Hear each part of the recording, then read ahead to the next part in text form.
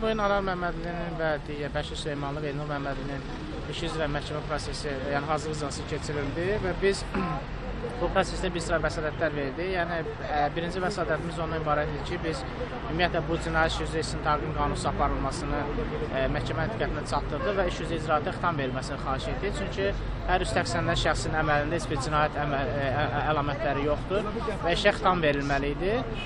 Və bu vəsatət təmin olunmasa, yəni iş artıq məhkəmə prosesinə, məhkəmə baxışına təyin olunsa, o halda biz növbəti vəsatətləri verdik. Yəni, digər vəsatətimiz Anar Məmmədlinin barəsində həbs qəti imkan tədbirinin ev tutaqlığı ilə əvəz olunmasına dair vəsatətimiz oldu.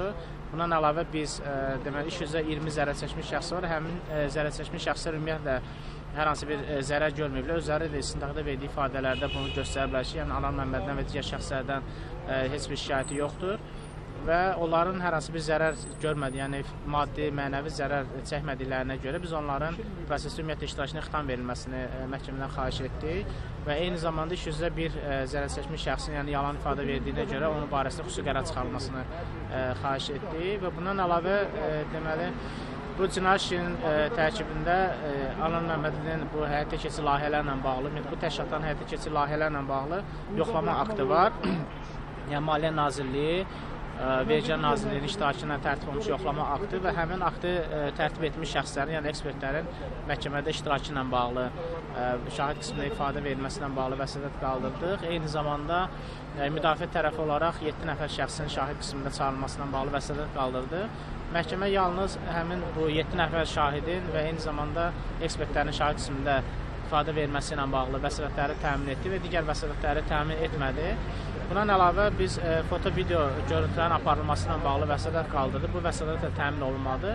Yeganə təmin olmuş digər vəsatətimiz Anar Məmmədlinin dəmir barmaqlar arasında deyil, bizim yanımızda oturması, yəni bu müdafiə hüququnun daha keyfiyyətli həyata keçirilməsinə kömək məqsədlə onun bizim yanımızda oturmasına dair vəsatət qaldırdı. Məhkəmə bu vəsatət təmin etdi. Yəni növbəti prosesdə artıq Anar Məmmədli müdafiəçilərinin yanında oturmaqla məhkəmə prosesi davam etdiriləcək. Və məhkəmə prosesi 28 aprel saat 11-ə təyin olundu. Könüllülərin Beynəlxalq Əməkdaşlıq Təşkilatının rəhbəri olaraq bütün fəaliyyətimdə bu prinsipi həmişə əlimdə əsas tutmuşam.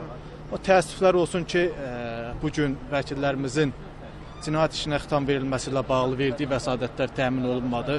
Buna baxmayaraq mən pessimizmə qapılmıram. Məhkəmənin yekunda ədalətli qərar çıxaracağına ən azından inamım var. Çünki yenə deyirəm, nəinki cinayət əməlinə ümumiyyətlə heç bir prosesual pozuntuya yol verməmişəm.